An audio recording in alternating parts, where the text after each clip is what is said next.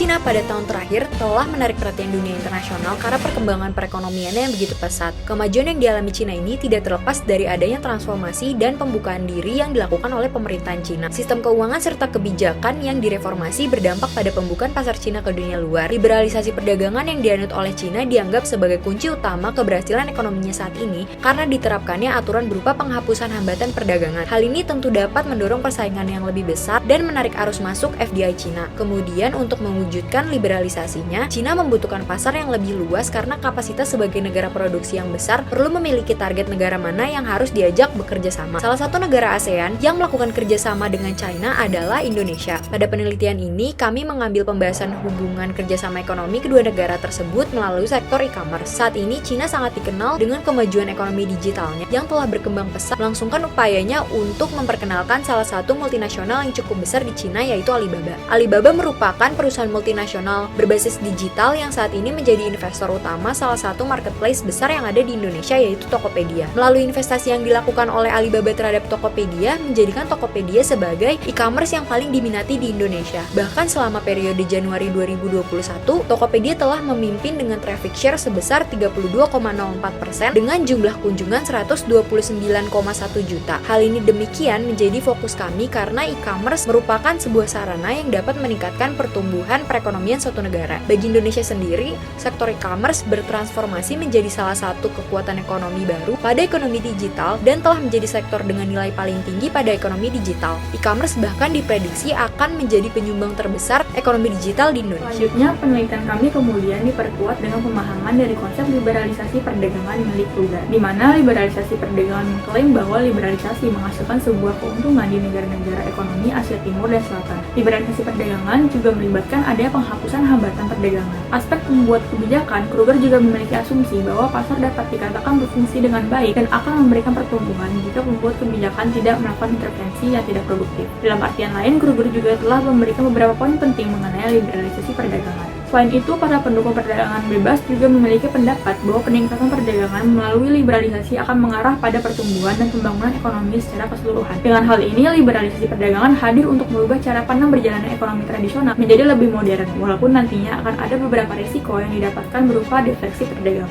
Penelitian ini kami paparkan berupa fakta-fakta yang telah kami temukan di mana negara Cina yang dilansir dari media Xinhua pada 2019 memiliki jumlah populasi yang besar dengan pertumbuhan pasar ekonomi digital yang juga besar, membuat negara Cina pada tahun 2018 juga memiliki nilai ekonomi digital yang mencapai 4,6 triliun US dollar. Pertumbuhan tersebut dipengaruhi oleh platform digital global terkemuka yang dimiliki Cina, salah satunya adalah Alibaba. Kemudian pada tahun 2019 melalui Bloomberg.com dalam situsnya memaparkan bahwa pertumbuhan ekonomi digital di Indonesia pada tahun 2025 diprediksi akan menjadi yang tercepat di Asia Tenggara. Hal ini demikian juga disampaikan melalui website McKinsey & Company yang melaporkan bahwa teknologi digital di Indonesia dapat meningkatkan PDB kurang lebih sebesar rata-rata 1,2 poin persentase pertumbuhan setiap tahun dan akan memenuhi hampir 60% dari peningkatan yang diperlukan untuk mencapai target pertumbuhan PDB tahunan. Besaran yang diraih oleh kedua sektor ekonomi digital tersebut membuat mereka memiliki daya tarik tersendiri untuk menjalin sebuah kerjasama yang menguntungkan. Adapun hal ini diperkuat pada 2016 pemerintah Indonesia mengubah peraturan yang mengizinkan 100%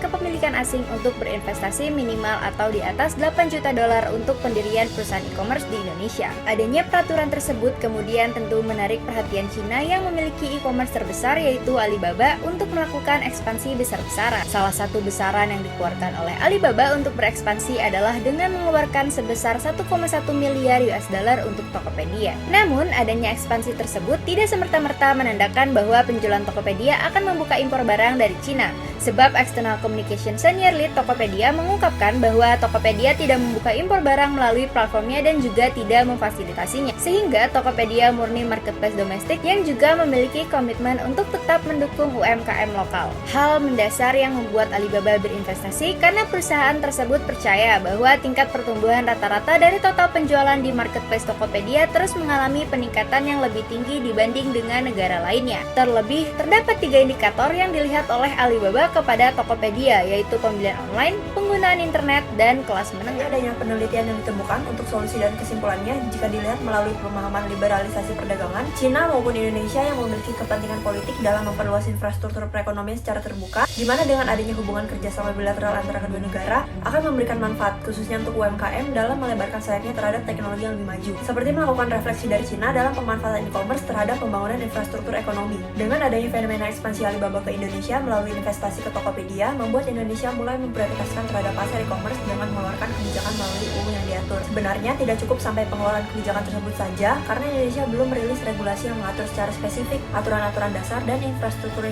teknis yang mendukung realisasi e-commerce, sehingga masih terjadi dampak negatif berupa maraknya peredaran barang palsu atau bajakan yang merugikan pihak konsumen, pelaku usaha, bahkan negara. Namun kemudian pada tahun 2019 diterbitkanlah paket kebijakan ekonomi sebagai salah satu solusi dalam meningkatkan produktivitas e-commerce di Indonesia yang berisi 8 aspek regulasi. Yang dapat kami dapatkan yaitu Cina maupun Indonesia yang memiliki kepentingan politik dalam memperluas infrastruktur perekonomian secara terbuka dengan pemahaman liberalisasi perdagangan. Cina melalui Digital Silk Road memiliki tujuan untuk mengintegrasi ekspansi e-commerce yang dimilikinya di negara-negara berkembang, dan juga Indonesia sendiri memiliki kebijakan yang berfokus kepada pembangunan ekonomi nasional, terkhususnya pemberdayaan pelaku UMKM, di mana dengan memanfaatkan pasar digital dengan memilih Cina untuk bersama-sama menjalin kerjasama guna mencapai kepentingan nasionalnya untuk memajukan infrastruktur ekonomi digital negara dan dunia.